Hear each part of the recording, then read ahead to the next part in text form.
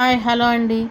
ఈరోజు అల్లం మామిడికాయ నిలవ పచ్చడి ఎలా పెట్టాలో చెప్తాను చూడండి. అల్లం ఈ కప్పుతో ఒక కప్పుడు అల్లం తీసుకోవాలండి. అలాగే ఒక కప్పు వెల్లుల్లి రెబ్బలు. అదే కప్పుతో ఒక 5 గిన్నెలు మామిడికాయ ముక్కలు సన్నగా తరుముకుని పెట్టుకున్నవి. అలాగే ఒక కప్పు కారం, ఒక కప్పు ఉప్పు. ఇవన్నీ తీసి మనం పక్కన పెట్టుకోవాలి. ఇది మామూలుగా లెక్క ప్రకారం అయితే 1/2 కిలో అల్లానికి 1/4 కిలో వెల్లుల్లి పడుతుంది, 5 మామిడికాయలు పడతాయండి. అలాగే బెల్లం అయితే 3/4 కిలో పడుతుంది. అంటే బెల్లం తీపిగా లేకపోతే 3/4 కిలో పడుతుంది, లేదంటే 1/2 కిలో బెల్లం సరిపోతుంది దీనికి. ఈ అల్లం వెల్లుల్లిని ఇట్లా కచ్చా పచ్చాగా మిక్సీ వేసుకొని పెట్టుకోవాలి ఫస్ట్ మనం. అది కచ్చా పచ్చా వేసుకున్నాక కొన్ని మామిడికాయ ముక్కలు, కొంచెం కారం, కొద్దిగా ఉప్పు ఇవి వేసి ఇది కూడా అలా కచ్చా పచ్చా వేసి తిప్పి పెట్టుకోవాలి. ఈ అల్లం వెల్లుల్లి కూడా మనం పేస్ట్ చేసాం కదా, అది కూడా కొంచెం దీంట్లో యాడ్ చేసుకుని కచ్చా పచ్చగా కొట్టుకుని పక్కకు పెట్టుకోవాలి. ఇలా పక్కకు పెట్టిన తర్వాత ఈ పక్కకు పెట్టిన దాంట్లో మనం ఈ తరిగి పెట్టుకున్న బెల్లం ఉంటుంది కదండి, ఆ బెల్లం కూడా కలిపి యాడ్ చేసుకోవాలి.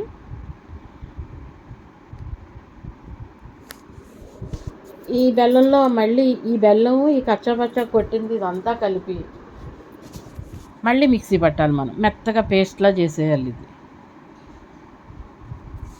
ఇది ఇట్లా పెట్టిన తర్వాత మనం ఏ కప్పుతో అయితే మనం ఈ కొలతలన్నీ వేసుకున్నాం అదే కప్పుతో 2.5 కప్పులు ఆయిల్ తీసుకోవాలండి. బెల్లం నేను 2 కప్పులు వేసాను, కానీ నాకు స్వీట్ సరిపోక ఇంకొంచెం వేసాను.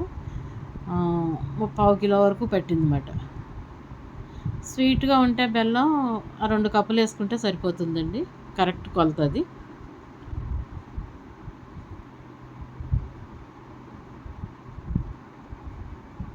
ఇది మిక్సీ వేసుకునేటప్పుడే మనం ఒక 2.5 కప్పులు నేను నువ్వుల నూనె వాడాను, అది కొంచెం వేడి చేసుకుని పక్కన పెట్టాలి.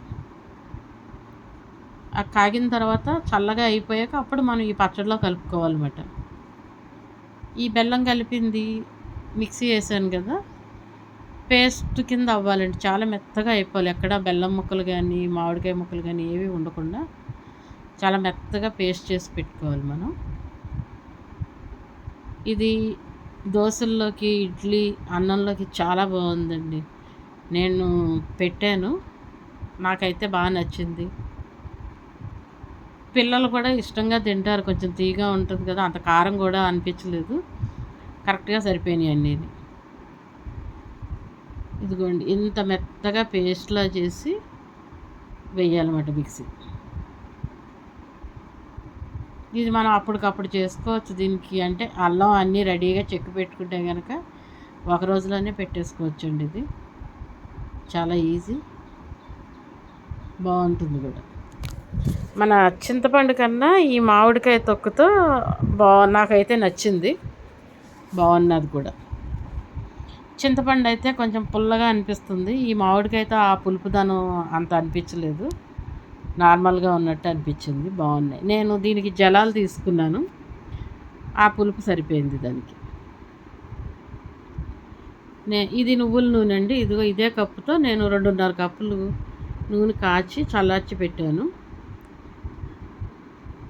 బాగా చల్లారిన తర్వాత మనం ఈ మెత్తగా చేసుకున్న ఈ పేస్ట్లో వేసుకోవాలన్నమాట. ఈ నూనె అంతా వేడి చేస్తే అదంతా ఉడికిపోయినట్టు అయిపోయి ఇట్లా వేరేగా కనిపిస్తుంది అన్నమాట. బాగా చల్లారిన తర్వాత వేసుకుని ఇదంతా అట్లా కలుపుకొని పెట్టుకోవాలండి.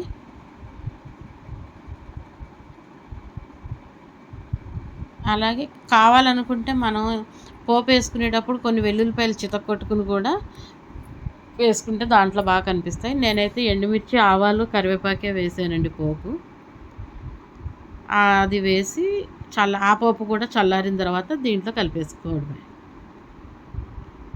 ఇది అన్నం కానీ దోశ, ఇడ్లీ దేనిలోకైనా చాలా బాగుందండి. టేస్ట్ అయితే చాలా బాగా నచ్చింది నాకు.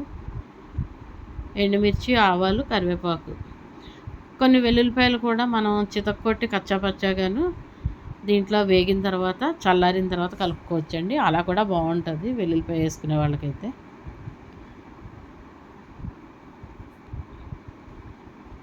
చల్లారిన తర్వాత ఈ పోపు ఇందులో కలిపేసుకుని జాడీలోకి ఎత్తి పెట్టుకోవడమేనండి. ఈ సమ్మర్లో నేను పెట్టిన మామిడికాయ అల్లం పచ్చడి అండి, బెల్లం కలిపింది.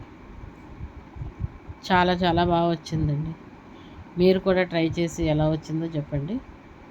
అలాగే నా ఛానల్ని సబ్స్క్రైబ్ చేసి లైక్ చేసి షేర్ చేయండి.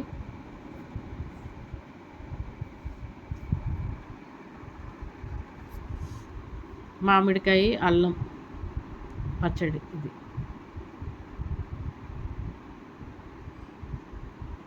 సూపర్ టేస్ట్ ఉందండి.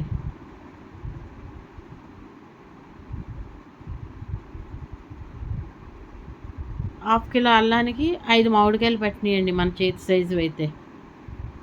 అదే లెక్క. చాలా ఈజీ కూడా పెట్టుకోవడం కూడాను. మనం ఏ గిన్నెతో అయితే అల్లం ముక్కలు తీసుకున్నామో దాంతోనే కారం ఉప్పు కూడా వేస్తే కరెక్ట్గా సరిపోతుందండి. ఎక్కువ అవ్వదు, తక్కువ అవ్వదు. కరెక్ట్ బ్యాలెన్స్డ్గా 1 కప్పు